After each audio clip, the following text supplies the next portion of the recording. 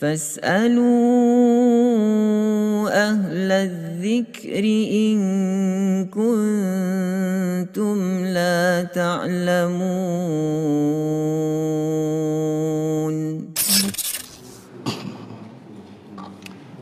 Assalamualaikum warahmatullahi wabarakatuh.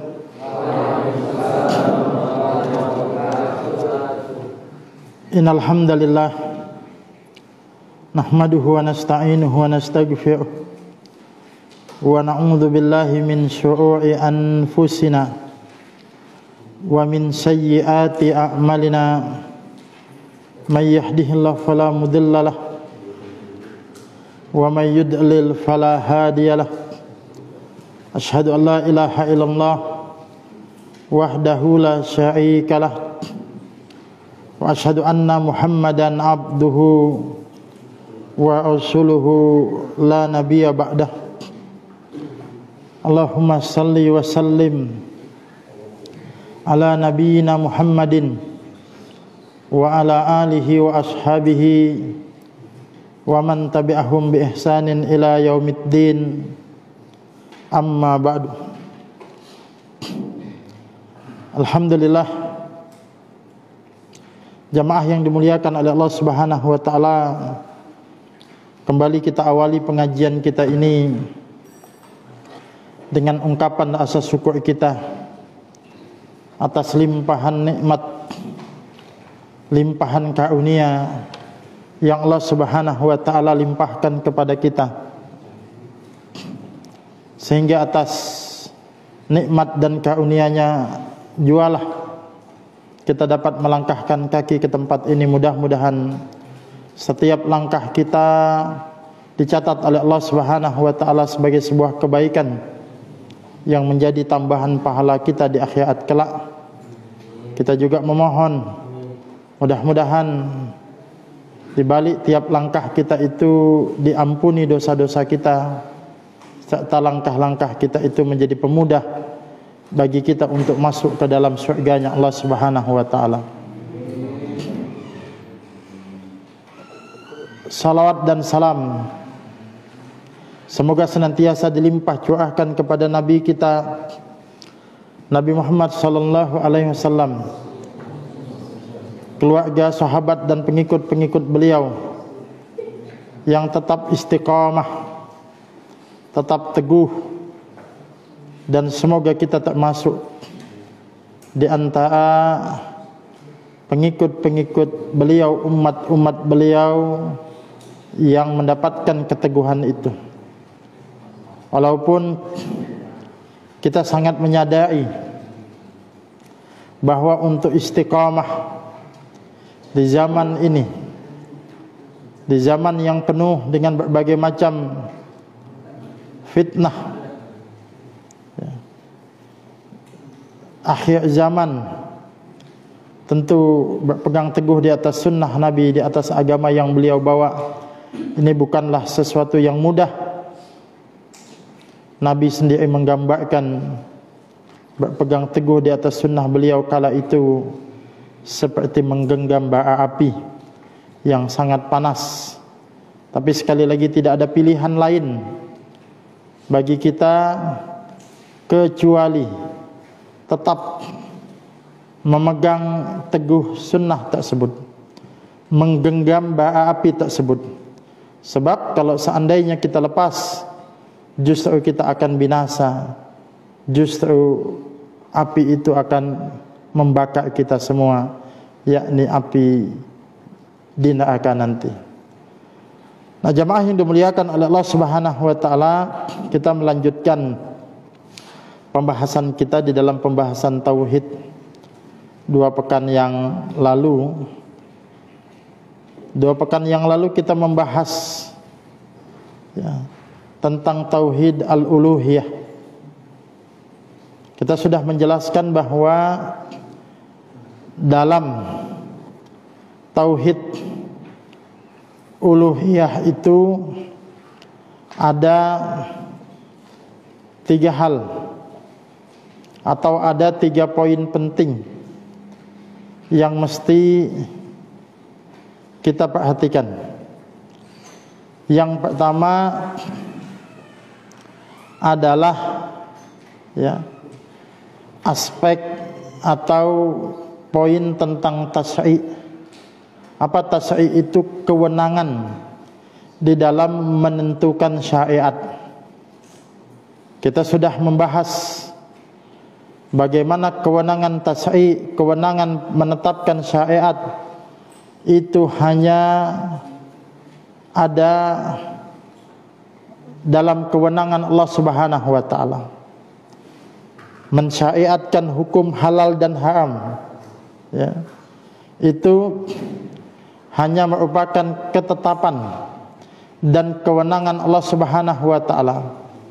Tidak boleh ada makhluk yang menjadi sekutu Allah Subhanahu wa taala di dalam tasyi' tersebut. Manakala ada makhluk yang mengambil atau memposisikan diri sebagai pembuat syariat, padahal syariat yang dia tetapkan itu bertentangan dengan syariat Allah Subhanahu wa taala, maka sungguh dia sudah menjadi tandingan selain Allah Subhanahu wa taala. Dia sudah memposisikan dirinya sebagai Tuhan selain Allah Subhanahu wa taala. Kita menyampaikan bentuk contoh sederhananya, bahwa yang mengetahui perkara yang gaib itu hanya Allah Subhanahu wa taala. Tidak boleh ada makhluk yang mengklaim mengetahui perkara yang gaib itu. Sebab pengetahuan tentang yang gaib itu berada di sisi Allah Subhanahu wa taala. Tatkala ada dukun, tatkala ada paranormal yang mengklaim dan mengaku bahwa dia mengetahui perkara yang gaib itu, maka sesungguhnya dia sudah menjadi sekutu Allah Subhanahu wa taala. Dukun itu telah memposisikan dirinya sebagai Tuhan. Kenapa? Karena yang dia ambil ini adalah kewenangan Allah Subhanahu wa taala. Nah, begitu juga tasyi', pensyariatan itu adalah kewenangan Allah Subhanahu wa taala. Maka siapa saja makhluk yang mengambil kewenangan Allah Subhanahu wa taala ini, maka dia telah memposisikan dirinya sebagai Tuhan. Sudah menjadikan dirinya sebagai tandingan Allah Subhanahu wa taala. Nah, kemudian kita lanjutkan contohnya tadi, permisalannya. Kalau dukun tadi mengklaim mengetahui perkara yang gaib, lalu kita mempercayai dukun tersebut, maka kita telah berbuat syirik. Dukunnya menjadi tandingan Allah Subhanahu wa taala, yang mempercayai dukun itu menjadi atau perbuatannya termasuk perbuatan syirik.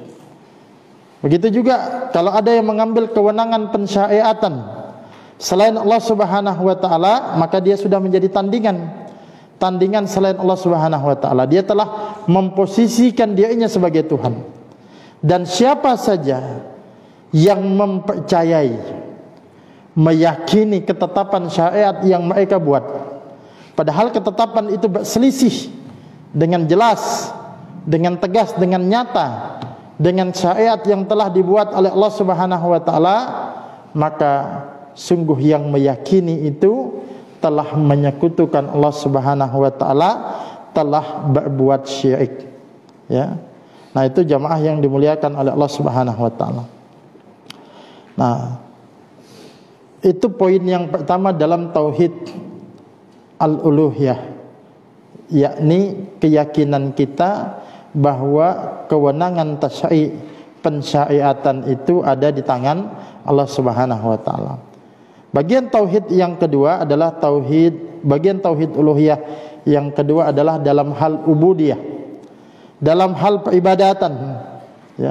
Dalam hal ini spesifik yang kita maksud adalah peribadatan yang sifatnya ritual.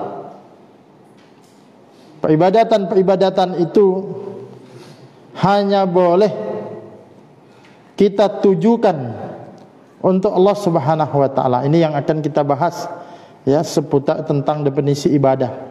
Sebagaimana juga kita ambilkan penjelasan dari kitab Tauhid Syekh Al-Fauzan ini setelah beliau menjelaskan tentang tasyri', tentang pensyariatan, maka pada pasal berikutnya, pada penjelasan berikutnya beliau menjelaskan tentang ibadah. Ya. Nah, jemaah yang dimuliakan oleh Allah Subhanahu wa taala, ibadah mungkin satu kalimat yang sungguh tidak asing lagi bagi kita, ya. Bahkan ibadah ini sudah menjadi bahasa seapan di dalam bahasa Indonesia. Saking akrabnya kita dengan kata ibadah itu, ya.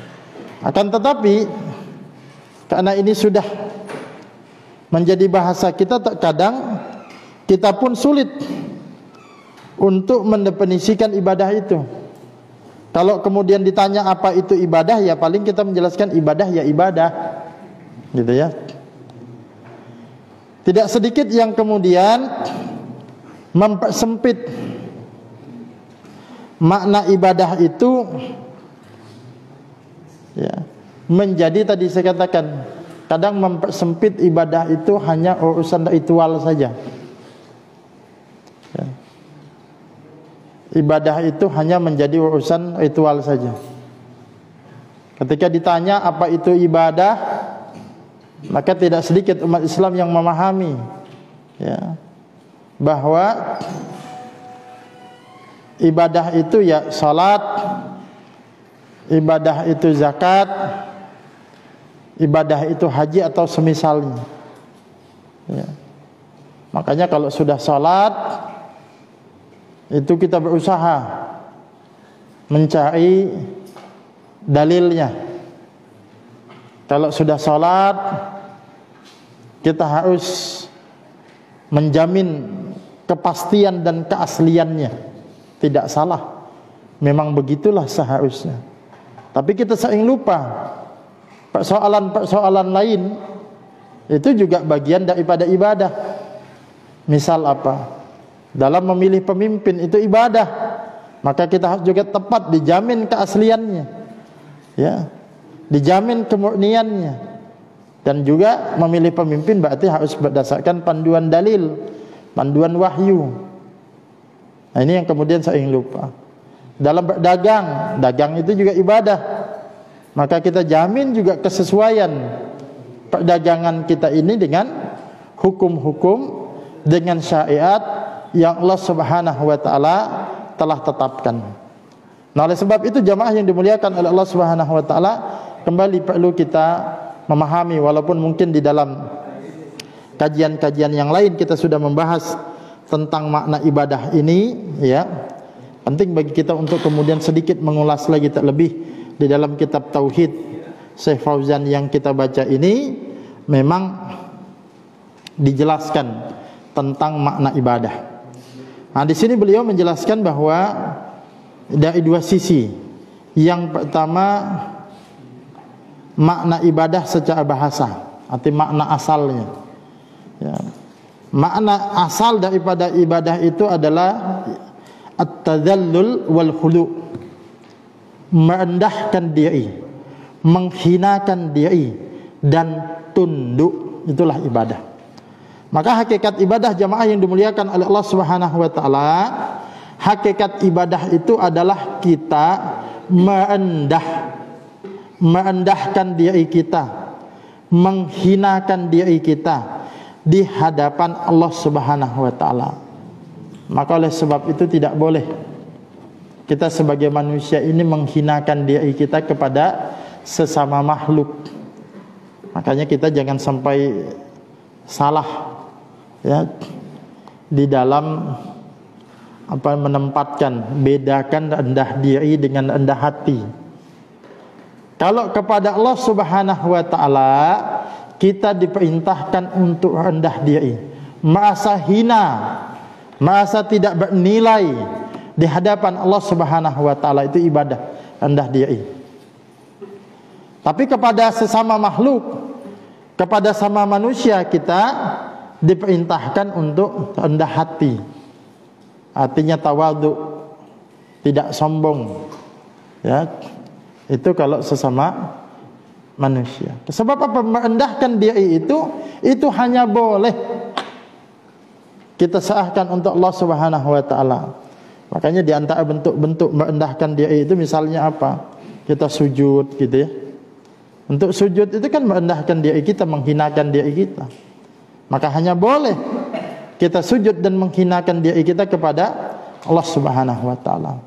Ini di satu sisi. Nah, di sisi lain, dengan memahami bahwa ibadah itu ya, adalah merendahkan diri kita kepada Allah Subhanahu wa taala, maka tidak boleh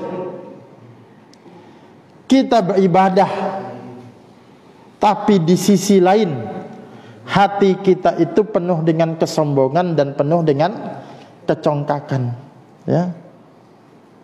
Makanya seorang muslim itu, seorang yang beribadah itu, dia harus merasa butuh dengan Allah Subhanahu wa taala. Qul huwallahu ahad. Terus Allahus samad. Allah lah tempat kita bergantung. Artinya diwujudkan nanti dengan doa dan permohonan kita kepada Allah Subhanahu wa taala.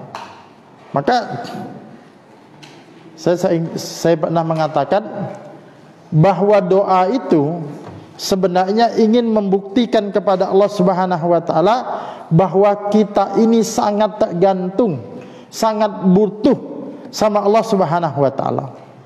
Ya. Itu hakikat doa kita. Bukan memberitahu Allah tentang daftar kebutuhan kita, bukan.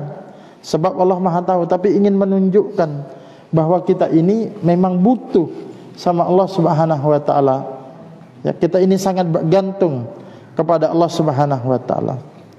Maka oleh sebab itu jangan sampai ibadah yang kita lakukan ini di satu sisi kita bertakbir menyerah kepada Allah Subhanahu wa taala, Allahu akbar. Tapi sebenarnya kita secara konkret di dalam kehidupan tidak menyerah kepada Allah, masih melawan Allah Subhanahu wa taala, tidak ada bentuk pasrahnya. Jangan sampai kemudian kita rukuk dan sujud kepada Allah Subhanahu wa taala, tapi sebenarnya hati kita itu tidak pernah rukuk dan sujud kepada Allah Subhanahu wa taala. Nah, itu kalau itu yang terjadi, itu kemudian bertentangan dengan hakikat tadi, merendahkan diri, tazallul, menghinakan diri kita, wal khudu, dan tunduk patuh kepada Allah Subhanahu wa taala. Itu asal muasal makna ibadah. Lalu kemudian para ulama menjelaskan tentang makna ibadah secara istilah. Ya.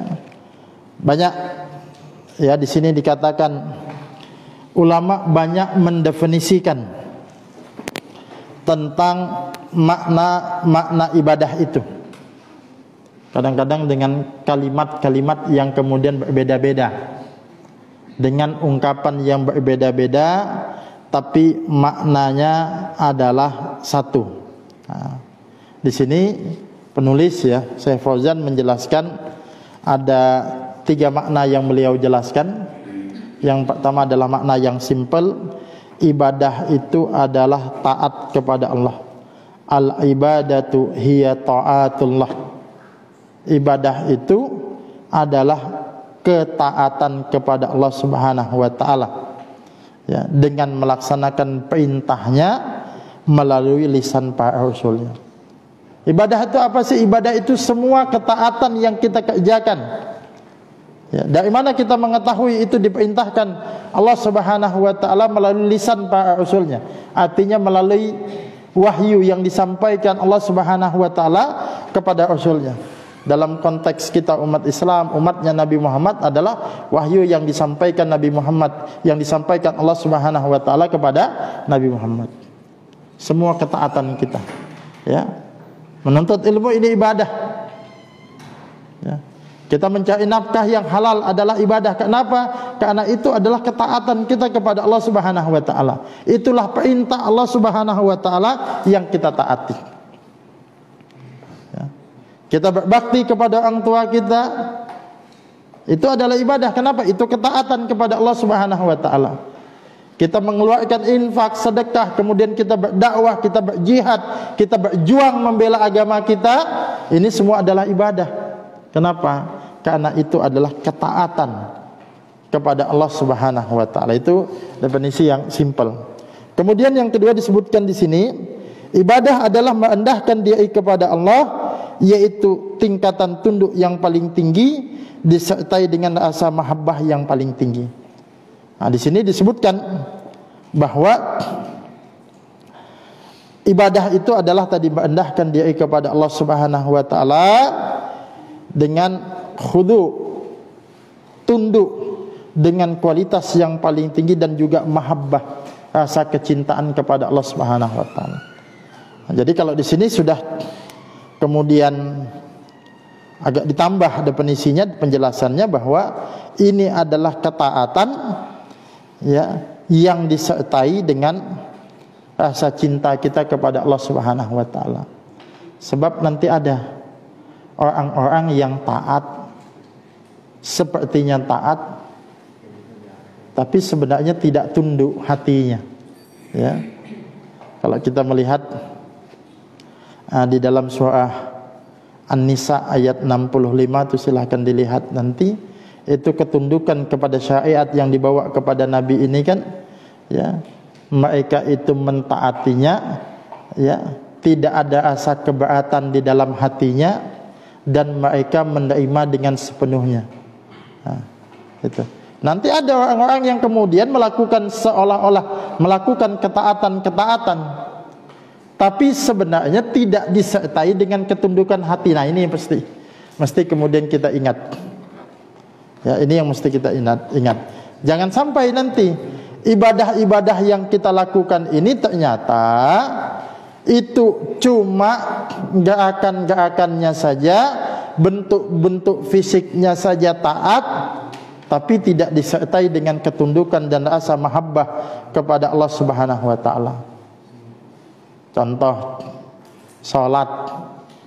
Jangan sampai salat kita ini berdiri kita, rukuk kita, sujud kita, tapi itu tidak disertai dengan ketundukan kepada Allah Subhanahu wa taala. Kalau tidak disertai dengan ketundukan bagaimana? Ya.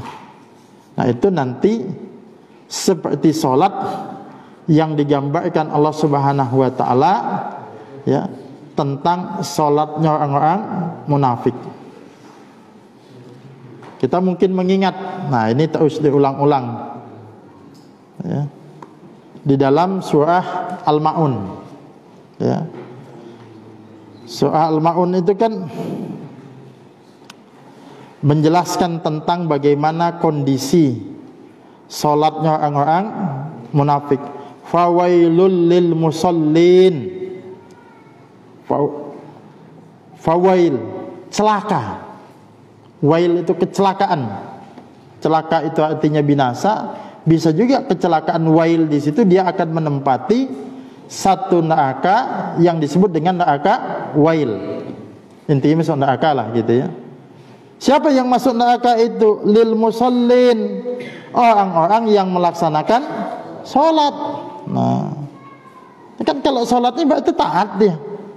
Tapi sekali lagi ketaatannya itu tidak ada ketundukannya, ya, tidak ada rasa mahabbahnya. Makanya disebutkan siapa orang-orang yang salat tapi kemudian tetap binasa itu, alladzina hum an salatihim sahun. Mereka lalai, ya, dari salatnya itu, alladzina hum yura'un, dan mereka juga salat itu supaya dilihat. Ya, itu kan supaya dilihat, ya. Mereka salat itu supaya dilihat oleh orang, ya. Jadi jamaah yang dimuliakan oleh Allah Subhanahu wa taala, ini gambaran orang taat tapi tidak disertai dengan ketundukan dan rasa mahabbah. Dan kalau ingin tahu, ya, sifatnya orang-orang munafik ini, nah, ini mesti kemudian kita ingat juga. Ya, kita ingat-ingat nih, ayat-ayat munafik ini mesti banyak kita ingat-ingat. Sebab apa? Sebab para sahabat itu sangat takut sekali dengan kemunafikan, ya. Nah, ini mumpung menyinggung sedikit tentang munafik, saya kemudian ingatkan bagaimana kalau dulu pernah kita ceritakan bagaimana cerita Hanzalah dan Abu Bakar yang mengadu kepada Rasulullah sallallahu alaihi wasallam, mereka ini munafik. Saking takutnya mereka itu, ya, termasuk dalam golongan orang-orang munafik. Kalau sahabat saja sangat takut, bagaimana dengan kita? Ini ada seorang tabi'in namanya Ibnu Abi Mulaikah. Dia mengatakan, adraktu salathina min ashabin Nabi sallallahu alaihi wasallam. Apa artinya? Aku telah bertemu dengan 30 orang sahabat Nabi sallallahu alaihi wasallam. Artinya ini tabi'in berarti pernah bertemu dengan sahabat Nabi. Ada kurang lebih 30 orang sahabat Nabi yang beliau berjumpa, Ibnu Abi Mulaikah ini. Apa kata Ibnu Abi Mulaikah kesaksiannya tentang para sahabatnya? Kulluhum yakhafun nifaq ala nafsih. Semua mereka itu takut, khawatir kemunafikan itu menimpa dirinya. Ya. Ini para sahabat. Imam Ahmad pernah ditanya, wahai Imam Ahmad, apa yang kamu katakan kepada orang yang tidak khawatir dirinya itu tertimpa kemunafikan? Apa jawaban Imam Ahmad? Apakah ada orang yang merasa aman dari kemunafikan? Artinya semua kita ini berpotensi menjadi munafik, harusnya kemudian terus waspada. Ya. Ada kalimat lagi yang bagus dari Imam Hasan Al-Basri. Beliau mengatakan, ma khaufahu illa mu'min wala amanahu illa munafik. Kata beliau, tidaklah orang yang takut terjatuh ke dalam kemunafikan ini kecuali pasti dia mukmin, dan tidaklah orang yang merasa aman terhadap kemunafikan itu justru dia adalah munafik. Jadi kalau kita khawatir jangan-jangan saya munafik, ya, kita ketinggalan sholat berjamaah, ada asa penyesalan di dalam hati kita, sampai-sampai ketinggalan pengajian karena satu jangan-jangan saya munafik, ya, ada perasaan tadi. Nah, itu tanda keimanan ada di dalam hati kita. Tapi kalau kita justru merasa aman, munafik itu bukan sayalah, jauh gitu, ya. Sifat kemunafikan, jangan-jangan itu tanda-tanda kemunafikan itu, ya. Seperti ungkapan yang mengatakan kan, kalau ada orang merasa dirinya sudah pandai, ketahuilah dia bodoh. Sebab tandanya orang berilmu itu dia merasa dirinya terus bodoh, sehingga ada rasa ingin mencari tahu, ya. Nah, kita harus kemudian terus waspada dengan kemunafikan ini.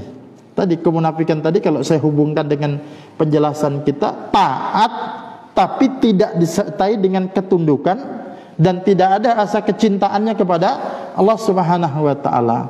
Nah, tentang sholatnya orang munafik ini pasti kita lihat. Nah, ini diulang-ulang ya supaya kita ingat dalam surah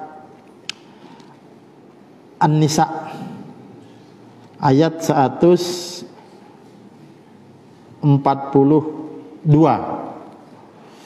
Ya, kan menjelaskan itu 142 sampai nanti 145 itu masih penjelasan tentang orang-orang munafik.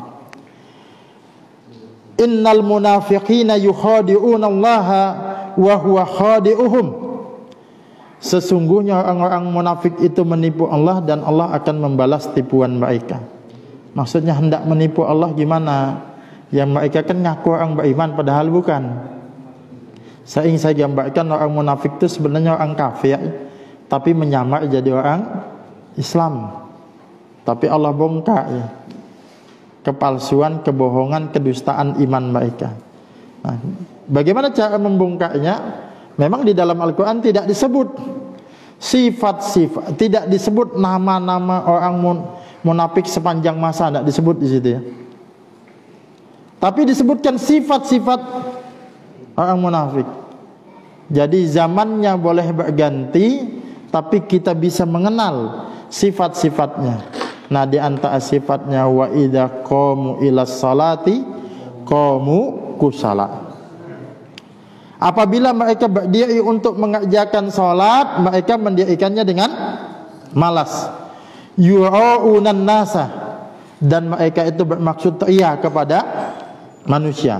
Artinya salatnya itu supaya dilihat oleh manusia. Wala yadhkurunallaha illa qalila, dan mereka tidak mengingat Allah kecuali sangat sedikit sekali. Nah, orang-orang munafik ini mendirikan salatnya dengan malas. Kenapa malas? Sebab memang salat mereka, taatnya mereka itu bukan untuk Allah. Salatnya orang munafik itu bukan untuk Allah, bukan. Salatnya orang munafik untuk siapa? Ya. Salatnya orang munafik itu yura'unan nasa, supaya dilihat oleh manusia. Supaya manusia mengetahui mereka salat.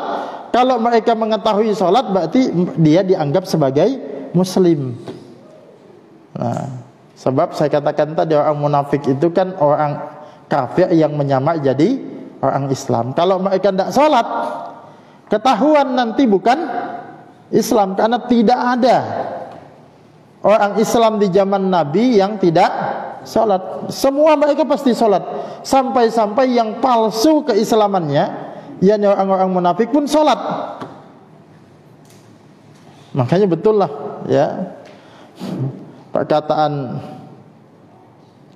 Huzaifah ibnu Yaman itu, ya, seorang sahabat Nabi. Kata Huzaifah, orang munafik saat ini lebih jelek daripada orang munafik di masa Rasulullah sallallahu alaihi wasallam. Dahulu kemunafikan itu disembunyikan, sedangkan saat ini terang-terangan. Orang munafik dulu masih sholat, kenapa mereka sembunyikan kekafiran mereka? Nah, saat ini jangankan orang munafik, orang yang mengaku Islam itu kemudian juga tidak sholat. Paling tidak mereka jatuh ke dalam sifat nifak amali, nifak secara perbuatan. Nah, mereka, saya kembali lagi, mereka taat, mereka sholat, bahkan nanti orang munafik bayar zakat, orang munafik bahkan mungkin ada yang ikut jihad. Tapi itu bukan karena tunduknya kepada Allah Subhanahu wa ta'ala, melainkan ada kepentingan-kepentingan duniawi, ya, yang mereka lakukan. Mereka itu tidak mengingat Allah kecuali hanya sedikit saja. Nah, ini yang kemudian mesti kita ingatkan tentang yang kedua ini, yaitu orang yang taat kepada Allah tapi tidak disertai dengan ketundukan dan mahabbah yang tinggi. Padahal yang namanya, ya, ibadah itu adalah merendahkan diri, taat, tunduk kepada Allah Subhanahu wa taala disertai dengan rasa cinta. Jadi kalau kita bisa simpulkan di dua kalimat ini, ibadah itu adalah ketaatan kita kepada Allah yang disertai dengan ketundukan dan rasa mahabbah. Nah, kemudian ada yang ketiga ini yang boleh kita katakan makna yang mencakup, artinya makna yang lebih luas. Dan ini makna yang biasa dipakai, dijelaskan oleh para ulama, digunakan para ulama untuk menjelaskan tentang makna ibadah itu, ya. Dan ini definisi yang disebutkan oleh Syekhul Islam Ibn Taimiyah dan kemudian dipakai oleh para ulama lain. Apa itu ibadah? Ibadah itu adalah ismun jami'un, sebuah nama, sebuah istilah yang mencakup likulli ma yuhibbuhullahu wa ya'dahu, untuk setiap atau apa saja yang dicintai oleh Allah Subhanahu wa taala dan diridai oleh Allah Subhanahu wa taala minal aqwali wal a'mal, baik itu perkataan-perkataan maupun itu perbuatan adh-dhahirah wal batinah, yang nampak maupun tersembunyi. Nah, ini mudah mungkin kita memahami.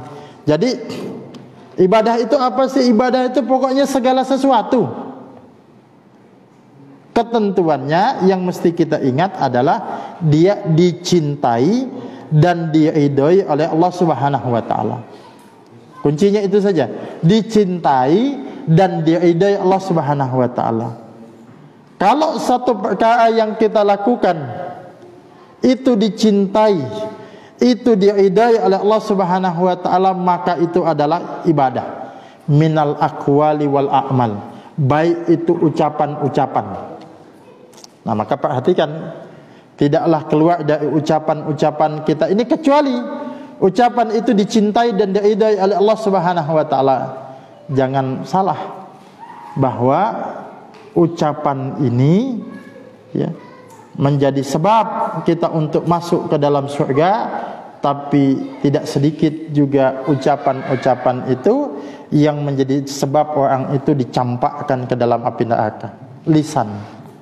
Makanya di dalam sebuah riwayat itu disebutkan ada orang yang mengucapkan kalimat-kalimat yang remeh-temeh begitu ya, tapi dia tidak sadar bahwa ucapan inilah yang nanti yang kemudian berat timbangannya di akhirat, banyak pahalanya dan masuk ke dalam surga. Tapi sebaliknya juga banyak orang yang kemudian mengucapkan kalimat yang dia anggap enteng, artinya kalimat-kalimat yang mengandung dosa, padahal kalimat itu nanti yang akan memasukkannya ke dalam neraka ya. Maka kita jaga ini ucapan-ucapan kita ya. Pastikan betul bahwa ucapan kita dicintai dan diridai oleh Allah Subhanahu wa taala. Termasuk mewakili kata ucapan itu adalah tulisan kita. Ya. Nah, kalau sekarang kan sudah banyak yang jadi penulis ini. Minimal penulis status di Facebook. Ya, penulis kan? Ya, sudah menulis di media. Kalau dulu nulis di media itu bukan main, apa kalau bisa diterbitkan bukan main bangganya ya. Dulu saya pertama kali tulisan saya masuk di Quran itu bukan main senangnya. Tidak pernah beli Quran, di teman saya bilang tulisanmu masuk, langsung kita beli Qurannya itu. Dan yang lain tidak dibaca, yang baca tulisan. Padahal saya sendiri yang nulis ya. Kan aneh, kita sendiri nulis, beli Quran hanya untuk lihat tulisan itu, bukan main senangnya dulu. Tapi ya lama-lama kemudian sudah biasa saja ya, biasa saja. Nah, ini kan jadi penulis-penulis di media sosial semua. Pastikan bahwa tulisan-tulisan kita itu adalah tulisan yang dicintai dan diridai oleh Allah Subhanahu wa taala. Ya. Jangan sampai tulisan-tulisan kita itu justru nanti membuat kita malu. Ya. Saya kadang ya ingat tuliskan Facebook itu baik hati, tanda kutip, mengingatkan momen-momen kita yang dahulu. Saya teringat 2012 ya, sampai 2012 sampai saya screenshot, saya kirim ke Ustaz Hadi itu. Dulu memang apa yang kita tulis itu menurut saya itu adalah doa ya. Makanya saya menulis dakwah kita waktu itu, kita bilang memang menyentuh yang belum tersentuh, membina yang belum terbina. Kalau sekarang ada fenomena tahzir ya, satu kelompok dengan kelompok lain yang saling ini tuh bukan perkara baru, itu barang lama. Cuma pemain-pemainnya aja pemain baru. Nah, kita sudah sangat biasa dengan hal semacam itu dan kita tidak mau larut dengan hal itu. Ya, saya dulu sempat bilang bercanda, dulu pernah menggarap dakwah sekolah ya, Mas Lukman mungkin masih ingat kan. Waktu itu banyak, kadang-kadang satu lembaga itu membina di sekolah ini, tarik menarik binaan. Saya bilang tidak usah tarik menarik binaan, sebab apa? Masih banyak sekolah-sekolah SMA itu yang belum dibina, terutama SMA Katolik. Saya bilang belum dibina itu ya. Kenapa kita harus berebut misalnya SMA ini ya, kemudian dibina kelompok lain, kita juga tarik menarik binaan begitu? Bina aja lah SMA Katolik. Saya bilang itu belum dibina itu ya. Nah, kita makanya fokusnya kepada menyentuh yang belum tersentuh, membina yang belum terbina, membuka wilayah yang belum terbuka. Dan alhamdulillah apa yang kita sampaikan itu ya pelan-pelan hari ini kemudian kita buka, tentu saja ini sinergi dukungan dari jamaah semua, bukan hanya dari yang berangkat tugas dakwah saja, tapi ini semua kekuatan kita.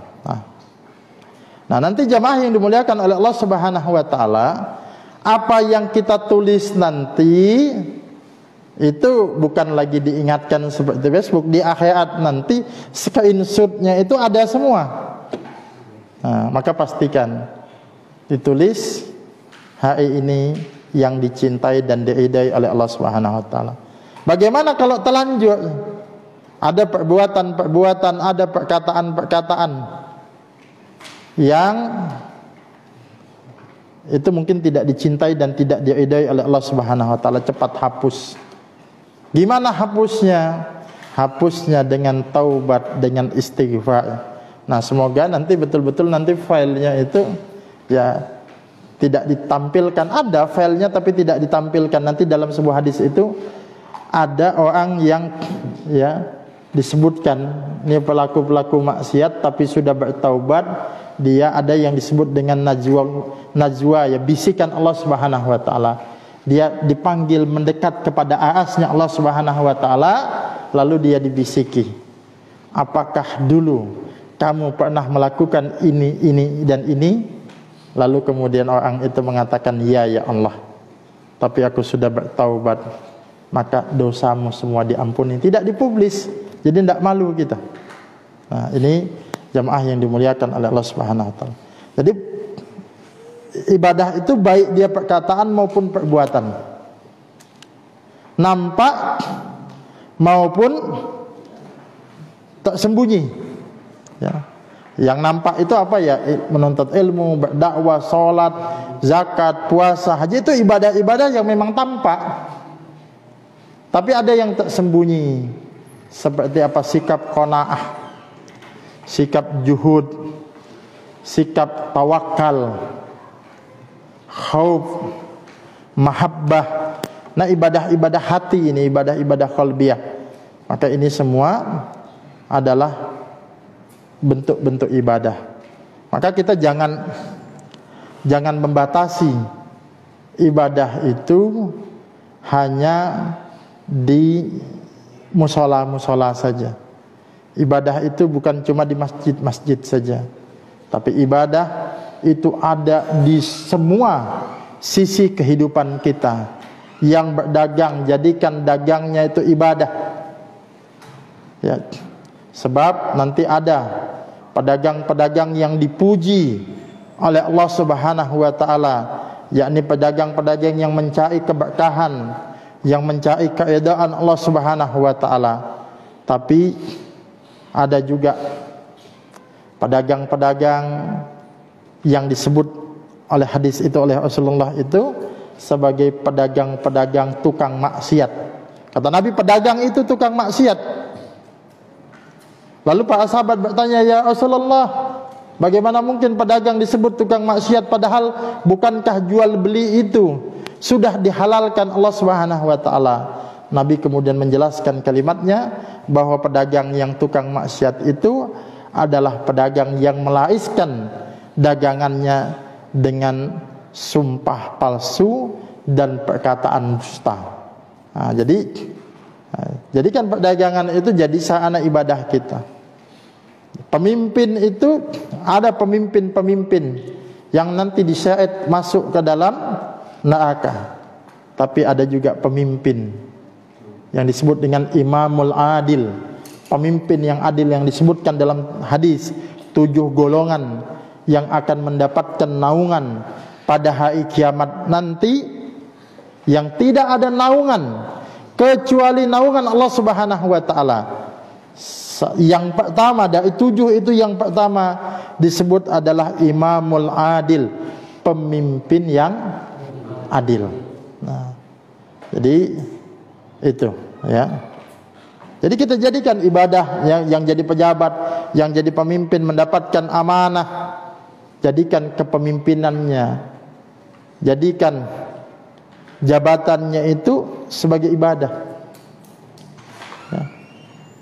Habiskan Waktu usia kita ini untuk ibadah di 7 golongan yang akan mendapatkan naungan di hari kiamat nanti, satu di antara 7 itu adalah pemuda yang tumbuh dalam beribadah kepada Allah Subhanahu wa taala. Tentu saja yang dimaksud pemuda yang tumbuh beribadah kepada Allah Subhanahu wa taala itu yang menghabiskan masa mudanya itu untuk beribadah kepada Allah, bukanlah pemuda yang kemudian kerjanya di masjid aja siang malam, ya, yang cuma memegang biji tasbih saja, berzikir siang malam, bukan begitu. Tapi tentu saja kita melihat bagaimana pemuda-pemuda di zaman Nabi, mereka yang juga giat beribadah, mereka giat menuntut ilmu, tapi mereka juga giat untuk berjuang membela agamanya. Mereka berdakwah, mereka berjihad. Tentu jihad kita hari ini adalah jihad dakwah, yang pemuda-pemuda yang tidak cengeng, pemuda-pemuda yang tidak lemah, tapi pemuda-pemuda yang kemudian kuat menghadapi tantangan zaman. Kita pada Pak Santai sudah kita ingatkan, ya, jangan terlambat dewasa, ya. Masa-masa 15 tahun, ya, itu masa-masa yang sudah dewasa. Karena 15 tahun usia Nabi sudah mengikuti peperangan. Kalau baca sirah perang apa namanya? Perang Pijak, ya. Nah, sahabat-sahabat Nabi memimpin pasukan juga di usia, misalnya Usamah bin Zaid di usia 18 tahun. Siapa? Abdullah bin Abbas menjadi anggota dewan penasehatnya khalifah, itu juga di usia belasan tahun. Bagaimana juga sosok Ali bin Abi Thalib misalnya, sahabat-sahabat itu generasi muda. Nah, mudanya mereka itu ya sudah usia belasan tahun itu sudah sangat muda, sudah muda, itu pemuda. Makanya saya mengatakan generasi kita hari ini adalah generasi yang terlambat dewasa. Kalau dulu orang lulus SMA itu sudah siap berkarya di tengah masyarakat, tapi hari ini anak-anak SMA kita, usia-usia SMA kita, ya entah ya apa yang mereka lakukan, tapi banyak kita menyaksikan mereka yang belum menemukan jati dirinya. Nah, itu baru makna ibadah kita jelaskan, ya. Nah, jadi saya simpulkan saja karena sudah masuk waktu Isya. 3 ibadah yang 3 definisi tadi yang kita jelaskan. 1, ibadah itu intinya adalah ketaatan kepada Allah Subhanahu wa taala. Yang kedua, ketaatan itu mesti disertai dengan ketundukan dan rasa cinta kepada Allah Subhanahu wa taala. Sebab taat saja tidak ada tunduk dan rasa cintanya kepada Allah Subhanahu wa taala, bukanlah ibadah. Yang ketiga, ibadah itu luas cakupannya, bukan hanya sifatnya ritual, ibadah mahdhah, tapi juga ibadah-ibadah sosial, ya, ibadah-ibadah ghairu mahdhah. Semua ibadah, aktivitas kita ini semuanya ibadah. Kuncinya adalah lihat apakah yang kita lakukan itu dicintai dan diridhai oleh Allah Subhanahu wa taala. Mudah-mudahan ada manfaatnya. Kita tutup dengan doa penutup majelis. Subhanakallahumma wa bihamdika, asyhadu an la ilaha illa anta, astaghfiruka wa atubu ilaik. Sekian, assalamualaikum warahmatullahi wabarakatuh. Bergabunglah bersama gerakan Infak Peduli Dakwah. Hanya dengan mendonasikan dana Anda sebesar Rp50.000 setiap bulan, berarti Anda telah membantu syiar dakwah Islam hingga ke berbagai wilayah pedalaman Kalimantan Timur. Karena dakwah tak harus ceramah. Kirim SMS atau WA Anda, ketik GIP dakwah, kirim ke 0811 586 1331.